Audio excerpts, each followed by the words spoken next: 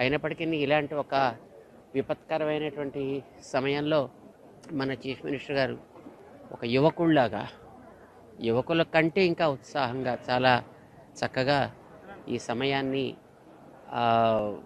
ఏమాత్రం కూడా వ్యర్థం చేయకుండా ఎన్నో రకాలైనటువంటి సేవా కార్యక్రమాలని చేసి ప్రజలకి ఒక ఆపన్న హస్తాన్ని అందించడం చాలా సంతోషంగా ఉంది. వారికి మేము ఆరోగ్యంగా ఉండాలని, ఇంకా ఇలాంటి కార్యక్రమాలు చేయగలిగే శక్తి భగవంతుడి ఇవ్వాలని మంగళాశాసనం చేస్తున్నాం.